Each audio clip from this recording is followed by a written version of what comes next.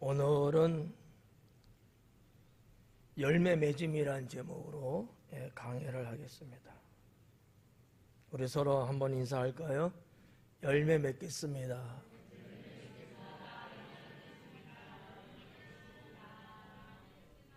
무슨 열매 맺으실래요?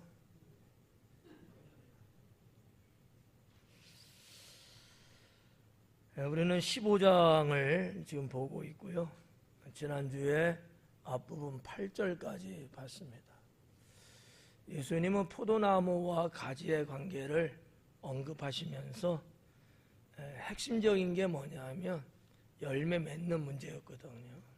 그래서 열매를 맺으려면 가지는 나무에 붙어 있어야 된다, 이런 말씀을 하셨어요. 이 말씀은 아주 평범한 말씀인데 아주 중요한 말씀입니다. 그러니까 하나님을 믿는다고 하는 성도들이 열매를 맺으려면 주님 안에 있어야 된다는 거예요. 그러면 이런 궁금증이 생기겠죠? 아니, 하나님 믿는데 주님 안에 없을 수도 있나? 이런 이제 의아심도 있거든요. 여러분 볼 때는 어때요? 하나님 믿는데 주님 안에가 아니고 바깥에도 있을 수 있나? 어떻게 생각하셔요? 가능할까요? 불가능할까요? 가능해요. 하나님 믿는다고 하지만 하나님 바깥에 있는 경우들이 가능성이 충분합니다. 역사적으로 그러기 때문에 이스라엘 백성은 망했던 거거든요. 하나님을 안 믿어서가 아니라 바깥의 삶을 살았거든요. 분명히 하나님이라고 하는 큰 나무가 있는데 이 나무에 붙어 있지 않고 떨어져 살았어요. 그러니 아무리 노력을 한들 무슨 열매가 있겠습니까? 불가능하거든요. 어떻게 보면 오늘날 많은 그리스도인이라고 하는 사람들이 여기에 해당될 수도 있다라고 하는 거예요. 그게 나일 수도 있어요. 우리는 그러면서도 착각 속에 있는 거죠. 나 하나님 믿으니까, 나 교회 다니니까, 예배 드리니까, 교회에서도 무슨 일을 하니까, 이런 어떠한 대명사를 제시하면서 마치 내가 주님께 붙어 있는, 주님 안에 있는 자인 것처럼 착각을 하고 있다는 거죠. 근데 이것을 어떻게 구별할 수 있느냐? 나타나는 열매를 보면 알 수 있어요. 아무리 푸시업을 많이 하고 아무리 노력을 해도요, 주님께 붙어 있지 않는 자는 열매는 맺을 수가 없어요. 열매를 보아 그 나무를 안다 그랬거든요. 열매를 봐야. 하나님 나라는 어떤 개념에서 열매의 나라입니다. 열매 없는 인생이라는 것은 혹도가리만큼 추운 거예요. 이거는 고생은 엄청나게 하면서도 거기에 따르는 대가나 기쁨은 없는 거거든요. 우리 기독교 신앙 안에서 언제나 결론 짓고 언제나 이야기하는 끝 마무리가 뭐냐? 열매거든요. 믿음의 열매, 이런 거 있잖아요. 성령의 열매, 빛의 열매, 이런 열매의 개념들. 그래서 예수님께서도 열매 없는 무화과 나무를 저주했던 거고요. 그 나무는 곧 말라 죽었습니다. 우리는 성경에서 이와 같은 많은 말씀을 보면서도 내 삶을 거기에 대입해 보질 않는 경우들이 많아요. 왜? 나는 열매 맺고 있다고 생각하거든요. 얼마나 좋겠어요, 그러면요. 근데 이거는 내가 그렇게 생각한다고, 내가 그런 말을 한다고 되는 문제는 아니죠. 답은 딱 하나예요. 주님 안에 사느냐 안 사냐, 내가 주님 안에 있느냐 안 있느냐, 나무 대신은 주님께 내가 붙어 있느냐 붙어 있지 않느냐, 이거 하나밖에 없는 거예요. 다른 어떤 논리도 여기에는 해당되지 않습니다. 저는 뭐라고 할까, 가족이든 성도든 누구든지 간에 가장 신뢰하고 좋은 사람은 하나님 잘 믿는 사람이에요. 하나님 잘 믿지 않고 어쩌고저쩌고 어떠한 서술을 말을 이렇게 쭉 하는 거는 저는 신뢰할 수가 없지 않는가 하는 거죠. 가족도 하나님을 잘 믿어야 최상이 될 수 있고요.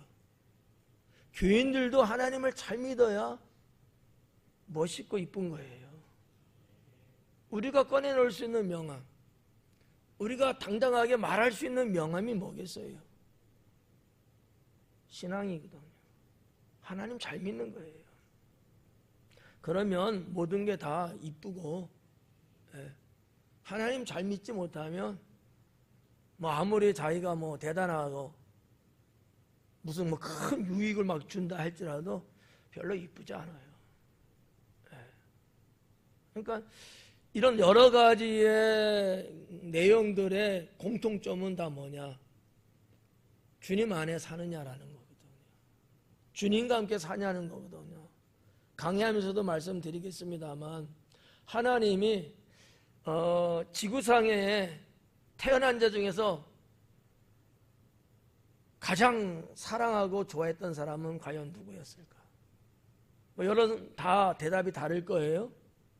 제가 오늘 강혜적으로 말하면 저는 에녹이라고 봅니다. 왜일까요? 하나님과 동행한 사람이었거든요. 이유 어떻든 간에 에녹에 대한 말씀은 많이 없어요. 그분이 어떻게 살았고 어떤 신앙인지 우리는 알지 못합니다. 그러나 분명히 성경은 기록하기를 에녹은 하나님과 300년을 동행했대요. 하나님 안에서 사는 정도가 아니라 그런 인물이었다는 거죠. 그래서 사람으로 태어났으면 당연히 죽잖아요. 근데 에녹은 어땠어요? 죽지 않고 하나님 나라 간 사람이에요. 이런 사람이 있느냐라는 얘기죠. 입증하고 있는 거예요. 그게 열매라는 거죠. 그러니까 그 결론적인 열매 하나만 딱 봐도 에녹에 대한 스토리는 별로 없지만 이분은 참 신앙인이었구나 라는 것을 우리가 느낄 수 있다라고 말씀을 드려봅니다. 오늘 9절부터 17절까지 말씀인데 9절부터 한번 보겠습니다. 아버지께서 나를 사랑하신 것 같이 나도 너희를 사랑하였으니 나의 사랑 안에 거하라. 아버지 하나님 나오고 나를 예수님 나오고 너희 제자들이 나오죠. 그러니까 하나님, 예수님, 제자 이 셋 존재가 이렇게 소개됩니다. 근데 중요한 게 뭐예요? 이 말씀의 지금 중요한 내용은 뭐예요? 하나님 아버지가 나를 사랑한 것 같이 나도 너희를 사랑한다. 그러니 너희는 사랑 안에 거하라. 이런 논리잖아요. 이게 그냥 읽고 지나갈 수 있는 말씀인 것처럼 보이지만 여기는 상당한 진리가 그리고 우리 신앙의 삶에 꼭 없어서는 안 될 내용이 있다는 거죠. 그 부분이 뭐냐 하면 여기 아버지께서 나를 사랑하신 것 같이 멋멋인 것 같이 라고 하는 단어가 나와요. 이게 헬라어로 카도스라는 단어거든요. 마치 무엇인 것 같이 이런 뜻을 갖고 있는 거예요. 그러니까 아버지가 하나님 아버지가 나를 사랑한 것 같이 나도 너희를 사랑한다 라는 얘기거든요. 이거를 제가 다른 용어로 좀 바꿔서 말씀을 드리면 닮음이라고 하는 거예요. 닮음. 우리 순수한 한국말이죠. 닮았다라는 거예요. 하나님의 그 사랑이 내게 주어졌어요. 그러니까 예수님이 말씀하시는 내 사랑은 하나님 사랑이라는 얘기거든요. 나의 사랑은 근거 없고 뿌리 없고가 아니라 하나님 아버지의 그 사랑이라는 거거든요. 근데 이 사랑은 제자들에게도 그래서 닮음과 대물림이라고 하는 단어를 여러분께 소개하려고 하는 겁니다. 우리의 신앙은요, 닮음과 대물림이 있어야 돼요. 그런 맥락에서 저는 이 카도스라는 단어, 이 단어가 갖고 있고 우리에게 제시하는 이 진리가 상당히 중요하고, 카도스의 사상, 카도스의 신앙을 가져야 된다라고 보는 거예요. 이게 없이는 누구도 주님을 볼 수 없다라는 거죠. 그러면 여러분은 성경이 말하는 그 사랑이 있나요, 없나요? 있습니까? 그 사랑은 출처가 어디입니까? 그 사랑의 근원은 어디예요? 하나님이신가요? 네, 아닐 수 있어요. 그건 여러분들의 착각이에요. 내가 하는 사랑이, 내가 하는 사랑이에요? 하나님이 하는 사랑하고 볼 때 닮았어요, 안 닮았어요? 우리들은 사랑이 있다고 사랑을 한다는데 상당히 이기적이에요. 상당히 세상적이고 방법론적이고 계산적인 경우가 많아요. 하나님의 사랑은 어떨까요? 그럴까요? 하나님 그 사랑이라며요. 안 닮은 거예요. 내가 말하는 그 사랑은 그냥 말하는 사랑일 거고요. 그냥 말하는 사랑이에요, 그냥. 그러니까 여러분이 잘 알고 있는 아가페 사랑은 아니라는 얘기지. 필레오의 사랑이든지 에로스의 사랑이든지 그런 어떤 이 세상적인 사랑일 뿐이지, 하나님의 아가페 사랑은 아니다고 했다면 안 닮은 거죠. 맞나요? 하나님의 그 사랑이 정말 나 안에 있으면 내 사랑의 대상자가 뭘 어떻게 하든지 간에 그 사랑에 대한 변함도 없고 스크래치도 긋지 않나요? 어떠세요?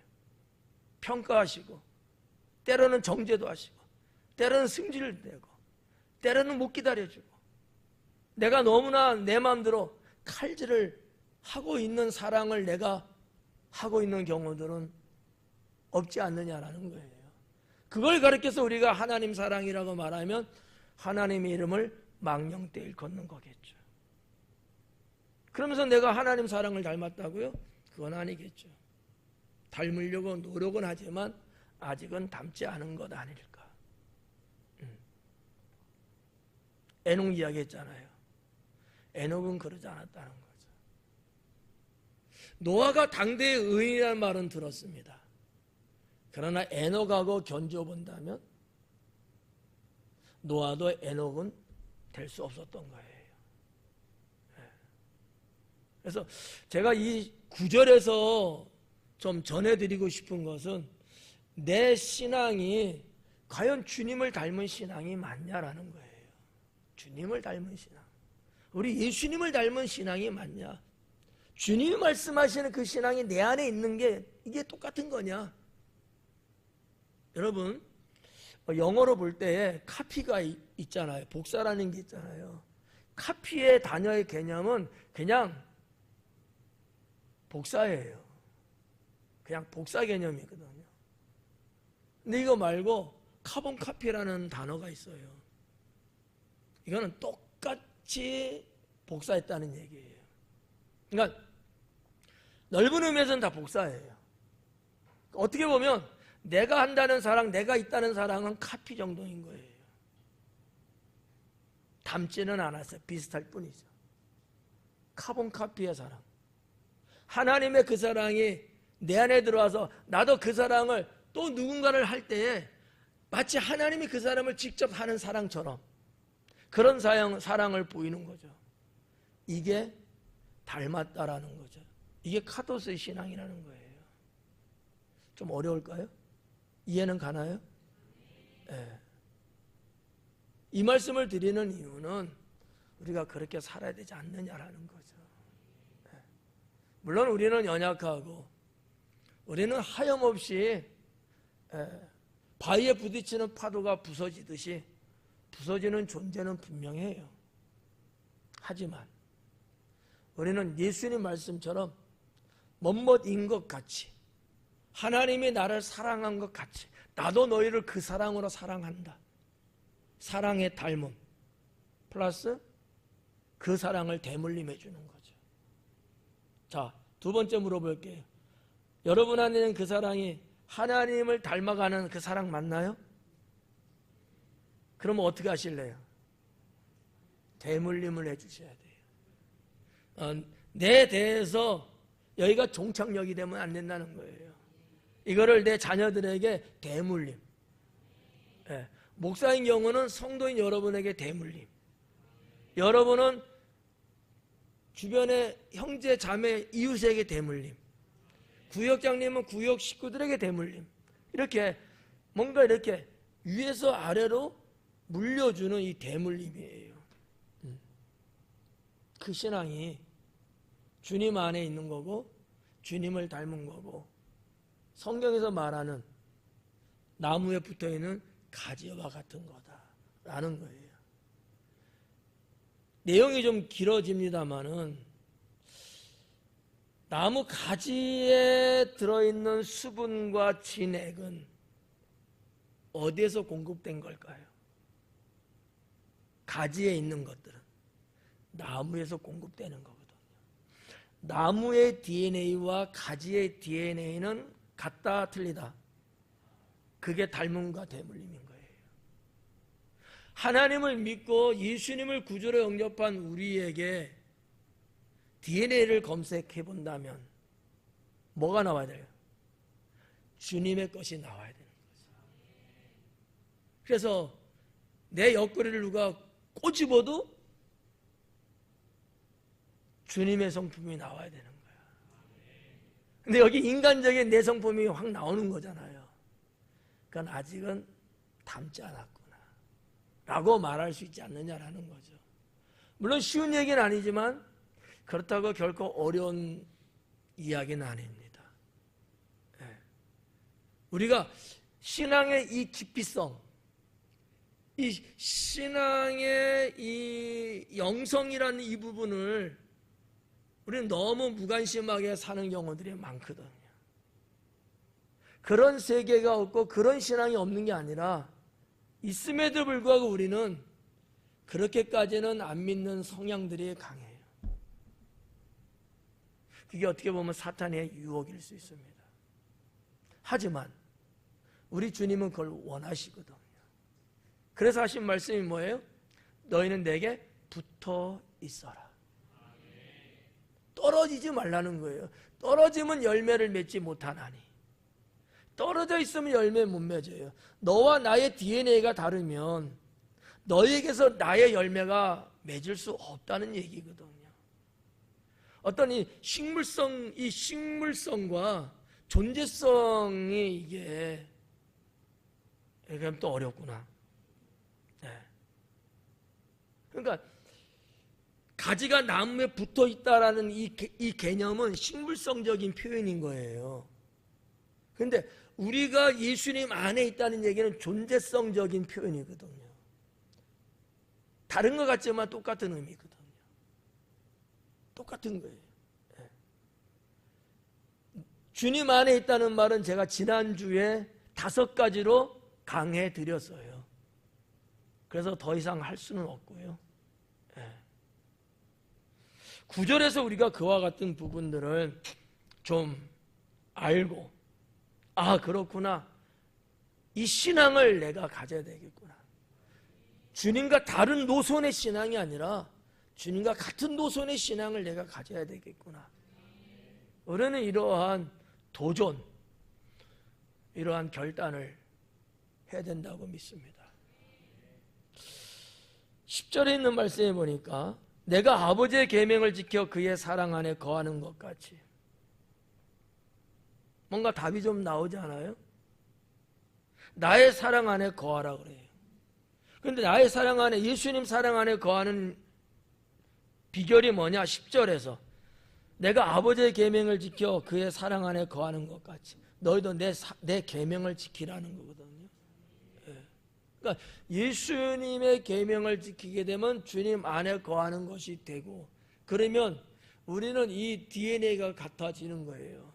로마서의 말씀을 빌려서 드리면 참감람나무와 돌감람나무 있지 않습니까? 원래 이게 참감람나무예요. 근데 이 참감람나무를 딱 해갖고 이 돌감람나무를 접을 딱 붙여버려요. 아니면 돌감람나무인데 참감람나무에 접을 딱 붙여버리는 거야.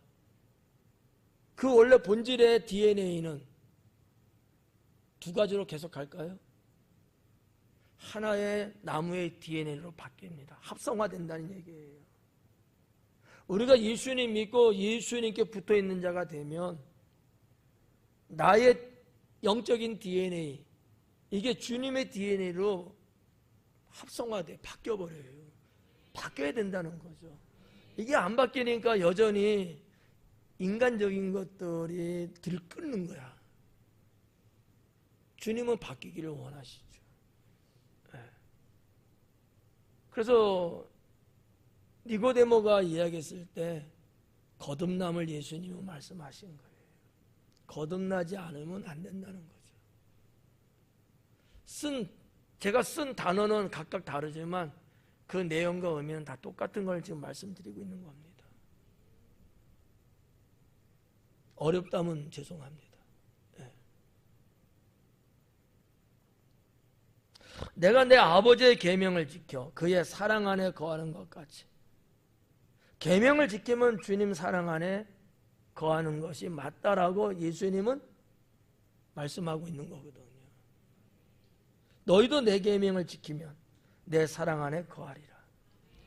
요한복음 14장 15절에도 이와 같은 말씀을 했어요. 근데 좀 반대적인 말씀을 하신 거예요. 여기는 지금 뭐라 그랬냐면 내 계명을 지키면 내 사랑 안에 거한대요. 근데 14장에서는 내 사랑 안에 거하는 자는 내 계명을 지키는 자라, 그렇게 말씀하고 있거든요. 같은 내용이죠. 이 두 가지가 성립이 돼야 되는 거예요. 그럼 여러분 어때요? 주님의 계명 어떻게 잘 지키고 계신가요? 좀 아니신가요? 그러면 주님 안에 없는 거예요. 옆에 있는 거겠지 그냥. 네. 여기 지금 계명이라는 단어가 나오지 않아요? 너희도 내 계명을 이 계명이라는 단어가 엔톨레라는 단어거든요. 이 뜻이 뭐냐면 명령이에요. 명령. 좀 다른 말로 좀 표현하면 지시한다. 뭐 이런 거죠. 선포한다 이런 거. 근데 기본 동사는요 명령하다예요. 명령하다. 명령은요 두 가지 특성이 있습니다. 하나는 절대적인 거예요. 그죠? 명령이요 절대적이지 않으면 이 명령은 효력이 없는 거예요. 엔톨레라고 한 단어가 명령을 말하는 건데 성경에서 그걸 계명으로 이야기를 하고 있는 거예요. 우리 성경만 그런 게 아니고 유대인들은 그렇게 썼어요. 엔톨레는 단어는 쓰지만 그 의미는 계명으로 이야기를 해왔어요. 구약에도 마찬가지예요. 이거는 복종이거든요. 이게 상당히 중요하다라는 거죠.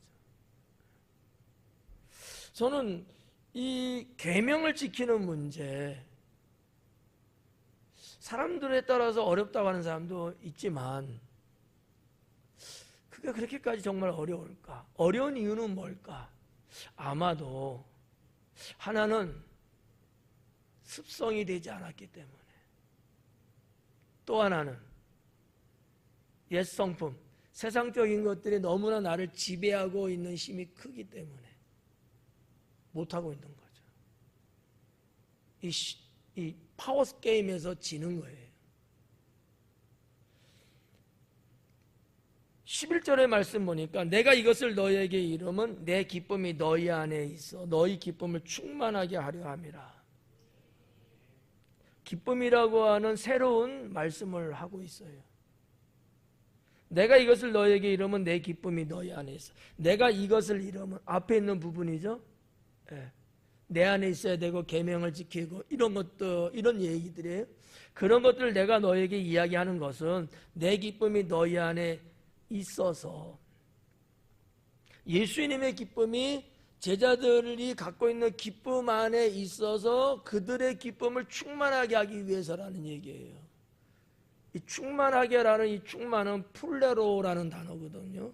가득하다라는 뜻이에요. 가득 차다, 가득하다. 그러니까 제자들에게도 어느 정도의 기쁨이 있죠. 예. 근데 이 풀레로의 이 뜻이 가득하다는 것이 기본 어원인데, 이 외에도 하나 더 말하면 새롭게 하는 거예요. 창조까지는 아닐지 몰라도 어떤 기존의 것이 있는데 이것을 본질적으로 바꾸는 거예요. 그래서 이것이 증폭되게끔 만드는 거예요. 제자들 안에 기쁨이 있어요. 그러나 그 기쁨 갖고는 주님의 뜻을 이룰 수가 없어요. 제자로서의 길을 못 갑니다. 그래서 예수님이 갖고 있는 그 기쁨을 제자들에게 대물림을 말씀하고 있는 거예요. 내 기쁨이 너희 안에 들어가면 너희의 기쁨이 변질돼서 너희의 기쁨이 변화돼 갖고 내 기쁨과 똑같아진다는 거예요. 닮음의 얘기입니다. 그것을 충만하게 하리라 라는 거죠. 아까도 말씀드렸지만 니고데모에 내가 무엇을 해야 영생을 얻을 수 있습니까? 라는 질문의 답도 이와 비슷한 거예요. 거듭나지 아니하면, 거듭나면 어떻게 가능합니까? 주의 영이, 주의 말씀이 들어와야. 그러면 주의 말씀, 주의 영이 들어와서 뭘 하시는 거죠? 나의 DNA를 바꾸는 거예요. 그래서 새로워지는 거거든요. 이게 우리 하나님이 원하시는 거. 저는 그렇게 믿어요. 이게 헬라어로 뭐라고요? 카도스라는 거예요. 닮음과 대물림. 우리는 여전히 닮아가는 거예요. 여러분, 그리스도인이라는 단어가 갖고 있는 의미가 뭔지 아시잖아요. 그리스도와 같은 사람들이구나, 닮았다는 얘기거든요. 그래서 그리스도인이라는 말이 생겨난 거예요. 닮은 거예요. 우리 평생 주님 믿으면서도 닮은 구석이 없다면 우린 넌 크리스찬이죠. 껍데기만 그리스도인이고 생명은 그리스도인이 아닌 거죠. 그러나 여전히 주님께서는 내 모든 것들이 다 주님의 형황화, 주님을 닮기를 원하셔요. 이게 주님의 뜻이거든요. 이런 신앙이 진짜다. 이런 신앙이 진짜다. 12절에 보니까 내 계명은 곧 내가 너희를 사랑한 것 같이 너희도 서로 사랑하라 하는 이것이니라. 내 계명이 뭐냐? 내 계명이 뭐냐? 답이 나왔죠? 뭐라 그래요? 사랑하라는 거예요. 뭐 우리가 다 알고 있는 거잖아요. 그래서 하나님은 사랑이시라. 하나님의 본질, 하나님의 근원적인 본질이 뭐냐? 사랑이에요. 그러니까 사랑을 빼놓고는 하나님을 말할 수가 없다라는 거죠. 우리 기독교 신앙에서도 사랑을 말하지 않고서는 믿는다고 말하면 어불성설이죠. 그건 가짜예요. 그래서 믿는 자들에게는 뭐 어떤 사람이든지 간에 사랑이라는 것이 열매로 보여져야 돼요. 사랑은 없는데 믿는다고 혼자 방방 뜨는 거예요. 이건 사입이죠. 이제 믿은 지 얼마 안 돼도 주님을 닮아서 사랑을 실천하고 열매를 맺는 사람은 역시 하나님의 사람인 거죠. 내 계명이 곧 내가 너희를 사랑한 것 같이 너희도 서로 사랑하라는 이것이다. 이 말씀은 17절에도 의미를 같이 갖고 있습니다. 13절 말씀에 보니까 사람이 친구를 위하여 자기 목숨을 버리면 이보다 더 큰 사랑이 없나니. 사람이 친구를 위하여 자기 목숨을 버리면, 이런 사람 있나요, 없나요? 자기 친구를 위해서 목숨 버리는 사람 우리 사회에 있을까요, 없을까요? 많잖아요, 그죠? 나는 아니어도. 그런 사람들 많잖아요. 뭐 예를 들면 뭐 어느 소방대원에 그런 경우도 있고 말이죠. 정말 뭐 아찔한 어떠한 사건? 이런데 뭐 그것이 자기 직업이든 아니든 그 뛰어들어서 죽어가는 사람을 건져내는 이런 경우들이 있잖아요. 허다하게 많거든요. 근데 예수님은 뭐라 그랬냐면 그런 사람을 향해서 이보다 더 큰 사랑은 없다는 거예요. 이 사랑은 무슨 사랑일까요? 아가페, 필레오, 에로스. 셋 중에 뭘까요? 아가페일까요? 필레오일까요? 에로스일까요? 필레오예요. 하나님 사랑은 아니고 우정적인 건, 관계성적인 거거든요. 한 지구 안에 살고 한 나라 안에 살고 뭐 이런 등등의 관련성적인 것들이 얽히고 설켜 있는 이런 어떠한 사랑인 거예요. 예수님이 왜 갑자기 이런 말씀을 꺼내셨을까? 좀 생뚱맞잖아요. 저는 이 부분을 볼 때 뭐를 해석하냐 하면, 이 사랑, 이렇게만 사랑해도 이보다 큰 사랑은 없다고 하시는 거예요. 예수님은 어떤 사랑했을까요? 만인을 위해서 죽으시는 사랑. 아마 제자들에게 암시하는 메시지가 아니었을까 라는 생각을 해요.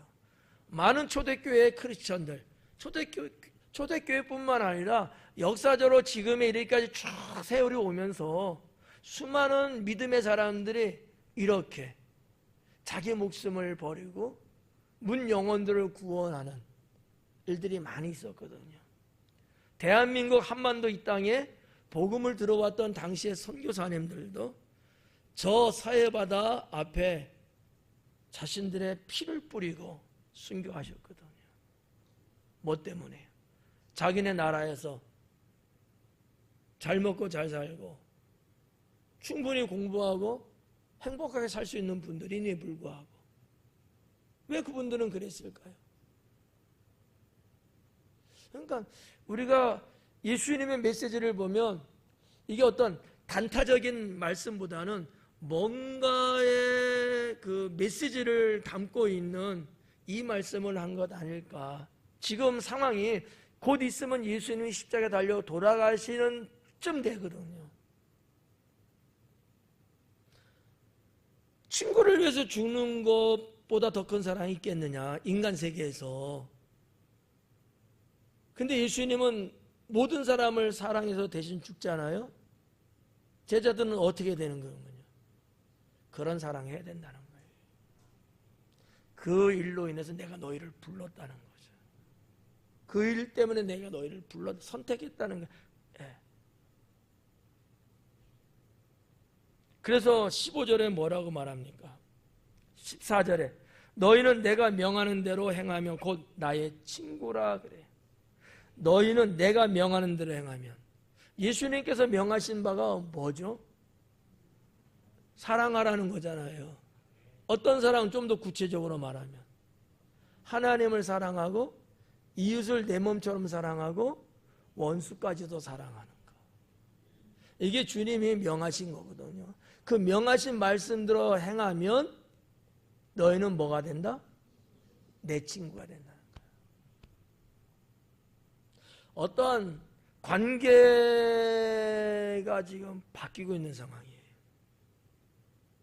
자, 성경 어디든지 보면 뭐 예수님이든 하나님이든 그분은 항상 우리의 주님이시잖아요. 그리고 대상이 되는 사람은 다 뭘로 표현합니까? 종이거든요. 주인과 종의 관계가 바뀌는 거예요, 지금. 친구 관계로. 주인과 종의 관계는 수직 관계거든요. 친구 관계는요, 수평 관계거든요. 예수님이 그걸 말씀하고 있는 거예요. 지금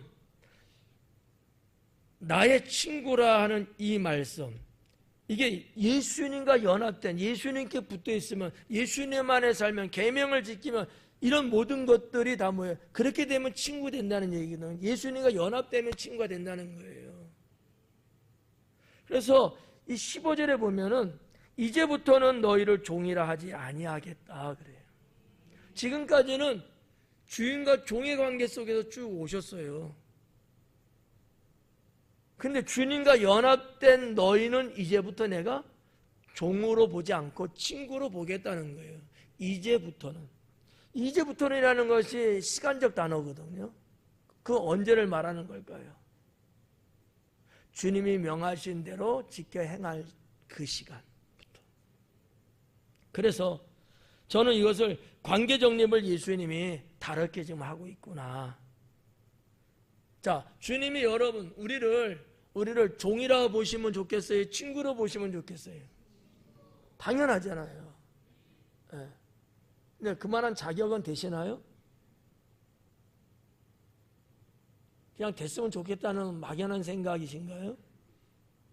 그 친구로 불려주고 나를 친구로 대해줄 수 있는 관계가 되려면 우리는 주님이 명하신 대로 우리는 주님 안에서 살아야 되는 거예요. 그러면 친구인 거야. 그러면 친구인 거야. 어떤 의미에서 다시 한번 거론합니다만 에녹은 하나님 볼 때 친구로 보셨는지도 몰라요. 네. 그러면 우리가 이 성경을 봤을 때 보면 여기 그랬잖아요. 이제부터 너희를 종이라 하지 아니하리니 종은 주인이 하는 것을 알지 못한다. 그러면 종이 하는 건 뭐예요? 주인이 말해주는 것만 알아요. 그렇죠? 여러분 주인이 여러분의 주인이라고 봐봐요. 여러분 휘하에 종들이 있어요.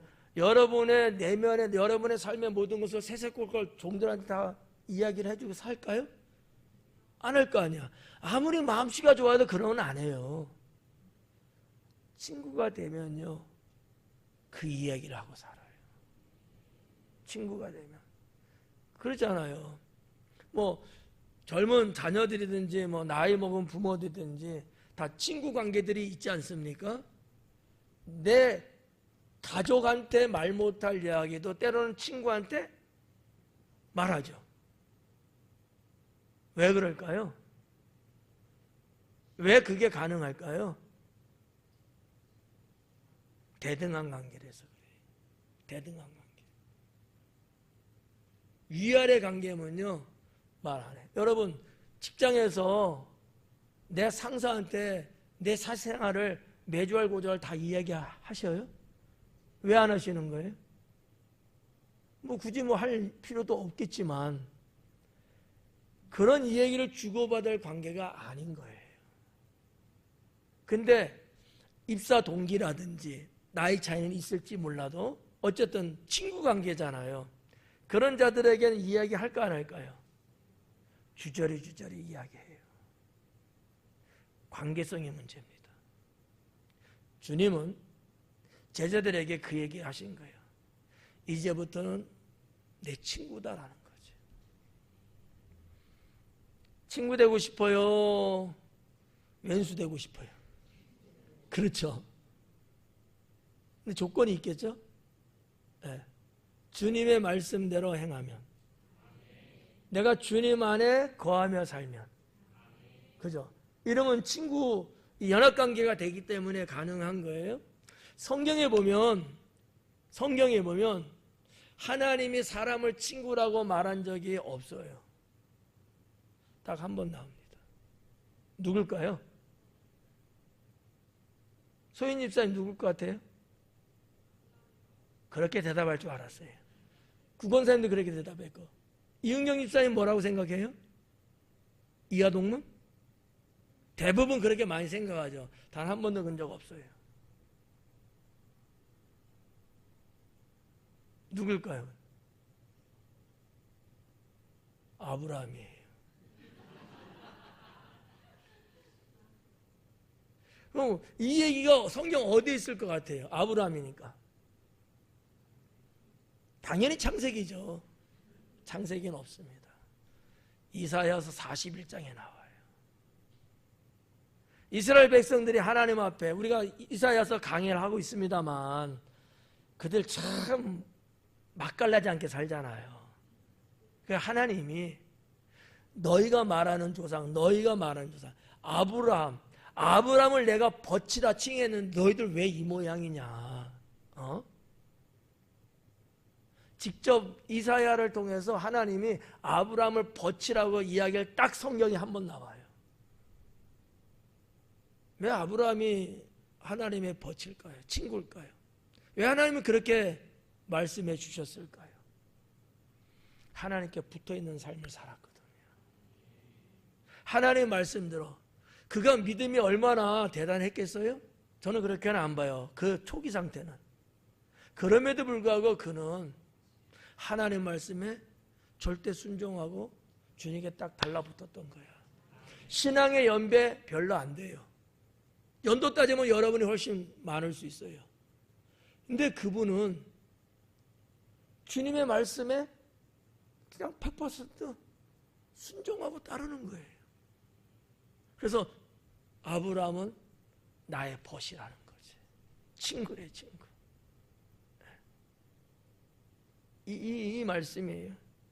너희를 친구라 하였나니. 너희를 친구라 했다. 자, 그러면 우리가 여기서 친구라는 개념을 한번 보자는 거지. 친구. 친구는 도대체 하나님과 친구, 예수님과 친구. 이 친구는 어떻게 사는 거냐 그러면 어떻게 살길래 친구라고 하느냐? 동행하는 삶을 사는 거예요. 동행하는 삶. 다시 거론해 봐야 되겠네요. 누가 하나님과 동행했대요? 에녹. 친구라는 말이 성경에는 나오진 않지만 에녹은 하나님과 300년을 동행한 사람이기 때문에 그는 당연히 친구였다는 거죠. 그렇게 인정해 주고 받아들이신 거예요. 그러니까 친구의 개념은 동행의 삶이에요. 우리들도 그러잖아요.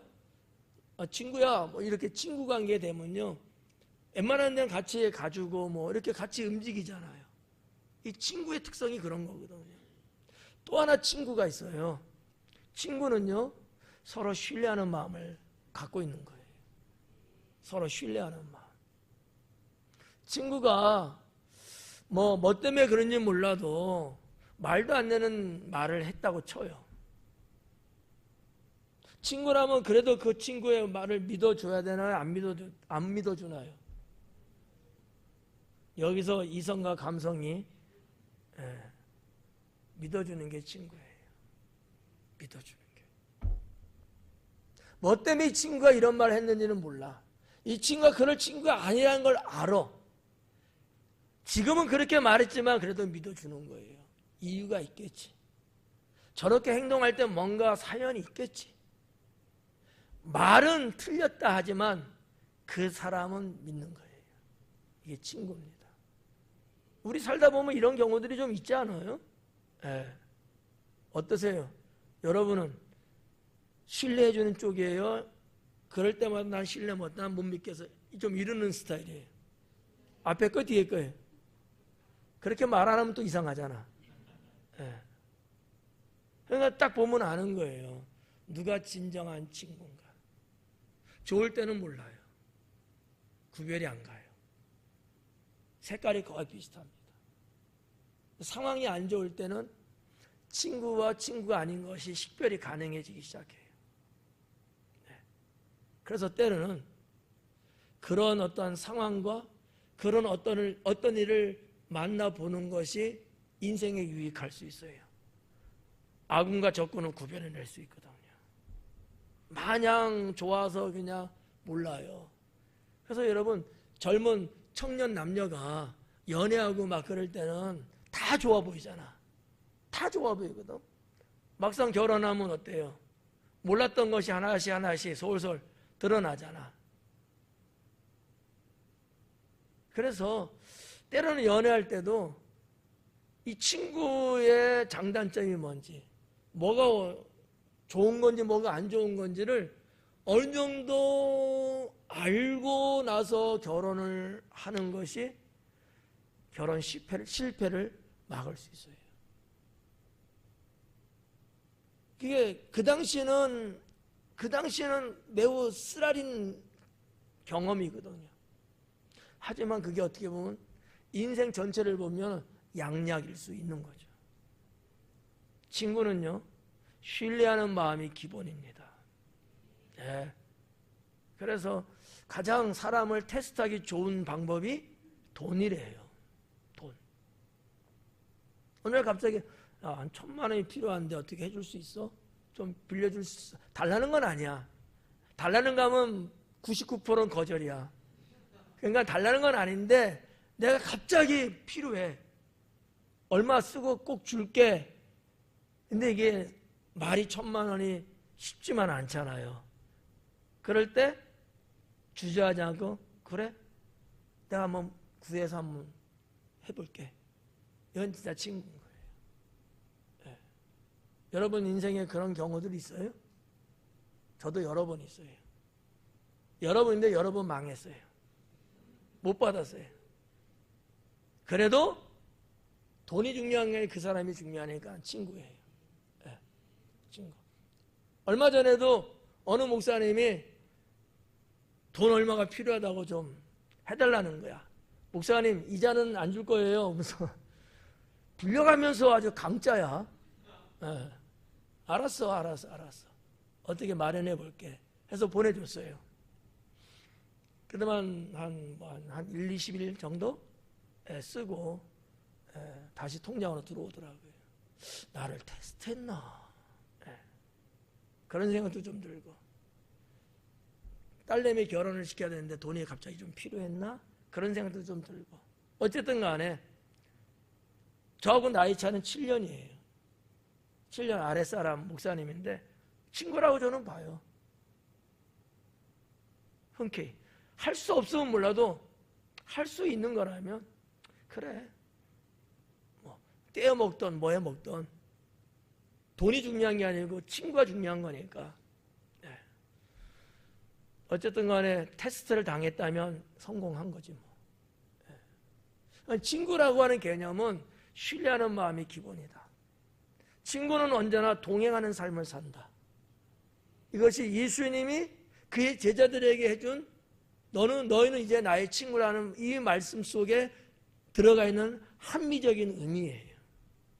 넓은 의미라는 얘기예요. 예수님은 그렇게 보신 거죠. 왜? 그들은 자기의 모든 것을 다 버리고 주님을 따랐거든요. 여러분 뭘 믿고 따라요? 물론 우리가 신앙적으로 볼 때는 성령께서 감동을 주셔서 그랬겠지 이렇게 우리는 이야기하지만 실질적으로 우리가 볼 때 나 따라와 이런다고 해서 여러분 다 내려놓고 따랐잖아요. 도대체 이 생각이 있는 거야 없는 거야. 이미 그때부터 그들은 자격이 있는 거지. 예수님이 그때 무슨 이스라엘 왕같이 보였어요? 아니에요. 그냥 자기들하고 비슷한 수준의 옷차림의 사람이에요. 그냥. 네. 근데도 따른 거예요. 이 쉬운 얘기는 아니잖아요. 이미 제가 볼 때는 거기서부터 이미 관계는 성립되지 않았을까 이렇게 저는 보는 거죠. 16절 말씀에 보니까 너희가 나를 택한 것이 아니요 내가 너희를 택하여 세웠나니. 맞죠? 네. 주님이 택하여 세웠거든요. 이유는 뭐냐? 너희로 가서 열매를 맺게 하고. 열매를 맺게 하고. 중요한 내용이에요. 너희로 가서 열매를 맺게 하고. 어디로 가서? 너희로 가서예요. 어디로 가서? 예수님 죽으심, 부활, 승천하신 이후의 일을 이야기하시는 거예요. 제자들은 예수님은 아시잖아. 이 제자들, 내 친구된 이 제자들이 다 흩어져 갖고 복음을 전할 자라는 걸 주님은 아시고 그 얘기를 하시는 거예요. 지금 너희는 가서 열매를 맺게 하려고. 그럼 열매 맺는 게 뭐죠? 뭐가 열매 맺는 걸까요? 영혼을 구원하는 거예요. 영혼 구원하는, 이런 걸 하게 하기 위해서 너와 나의 신분 관계가 바뀐 거예요. 근데 그럴 만한 자격이 뭐예요? 주님께 붙어있는 자였던 거예요. 그래서 예수님이 제자들을 파송할 때도 그렇고 그들에게 뭐를 줬어요? 권세를 준 거야. 관계가 그러니까. 아까도 제가 말씀, 지금 15장에서 이 친구라는 말이 나왔지만 사실상 이 친구의 관계, 보이지 않는 속에서 친구의 관계는 이미 불렀을 때 자기 모든 것을 내려놓고 신뢰하고 따라갔던 그 순간부터 이미 친구 관계가 된 게 아니겠냐. 저는 이제 이렇게 보는 거죠. 그렇지 않으면 이게 불가능하거든요. 아직 훈련되지 않고 아직 다듬어지지 않아서 시행착오도 있고 주님 마음에 안 드는 구석도 있지만, 그러나 내면의 본질적인 관계는 이미 그때 형성됐다, 이렇게 볼 수 있다는 거죠.